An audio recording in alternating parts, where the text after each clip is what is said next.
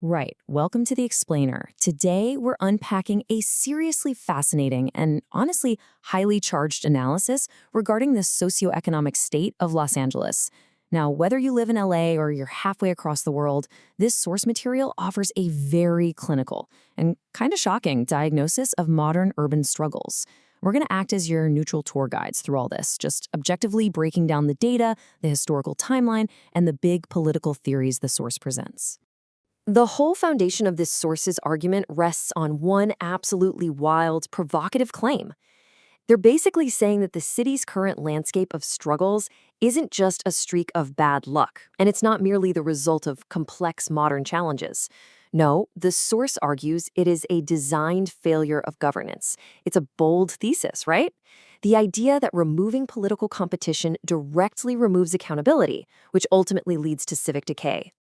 So here is our roadmap for navigating the source's case. 1. The claim of collapse. 2. Symptoms of the crisis. 3. The historical political shift.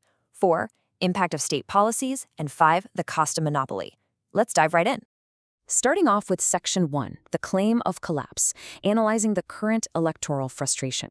The source begins by looking at the ballot box, pointing to a remarkably tight mayoral primary race to highlight this deep systemic dysfunction.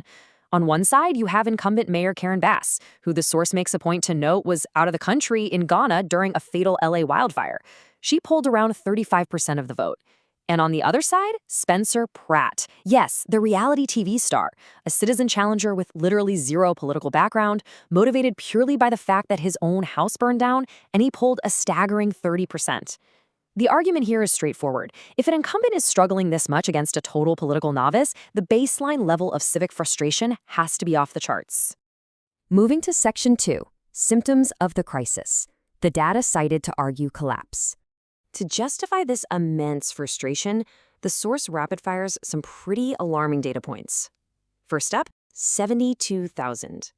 According to the source, this is the current massive size of the homeless population across the county. They really emphasize that this isn't just a localized issue stuck in areas like Skid Row anymore. It is a sprawling, region-wide reality. Second number, $2.3 billion. This is a staggering financial symptom. The source cites a court-ordered audit which allegedly found that the city had literally lost track of $2.3 billion meant for homelessness programs just due to poor documentation. So the argument is that the money is definitely being deployed, but functional management entirely absent.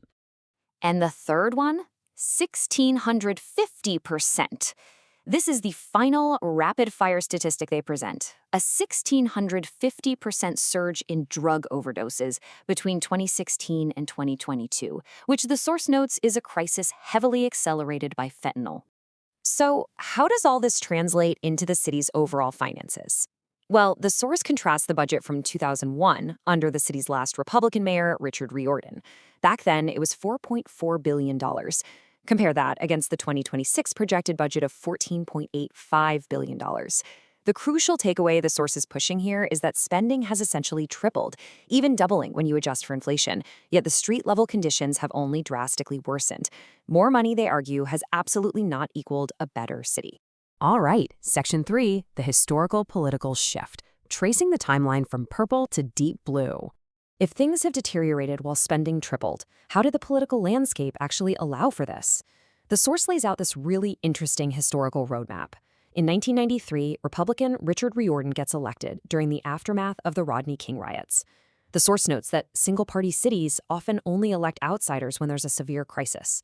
Then, in 1994, Prop 187 passes. This was a highly controversial measure barring services to illegal immigrants, and it sparked massive political mobilization. Right around the same time, the post-Cold War era saw a massive decline in the Southern California aerospace industry. By the time Riordan leaves office in 2001 due to term limits, the stage is completely set. LA hasn't elected a Republican mayor since. The source connects these dots to explain a permanent demographic shift.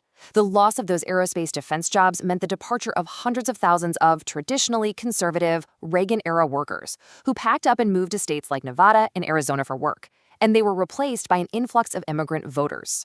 According to the analysis, this didn't just change the local culture, it created an insurmountable, permanent structural advantage for the Democratic Party in the region. Now for Section 4, Impact of State Policies. The legal milestones accelerating the crisis.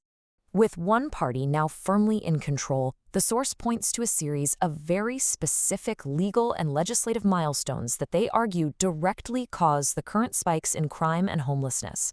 They claim a direct cause and effect here. First, a 2003 ACLU lawsuit, Jones versus LA, where a Ninth Circuit ruling essentially stated the city couldn't arrest people for sleeping on sidewalks if there was nowhere else for them to go.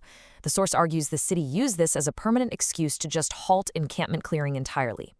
Then you have Proposition 47 in 2014, which reduced property crimes under $960 to misdemeanors, which the source claims effectively legalized shoplifting. And finally, Proposition 57, which granted early release to thousands of offenders. The source argues this actually included violent criminals, despite being pitched to the public as only applying to nonviolent offenders. But this is where the source's argument gets really interesting, focusing on the secondary ripple effects.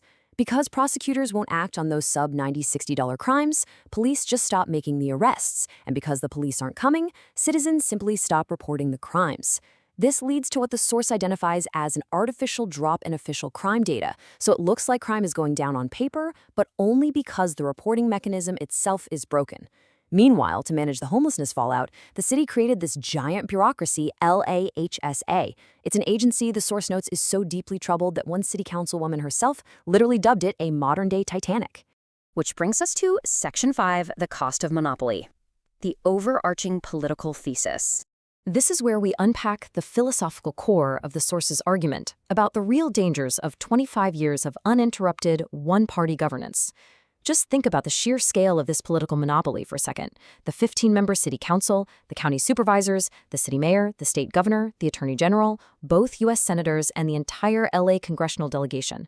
The source really emphasizes that almost every single one of these levers of institutional power is controlled exclusively by Democrats. There is practically no opposition party at any functional level of this entire hierarchy. And here is the fundamental political theory they present. Politicians respond to incentives. It's basic human nature applied to civic governance. When politicians are actually vulnerable to losing their jobs, they perform. But political monopolies inherently remove that threat of voter accountability.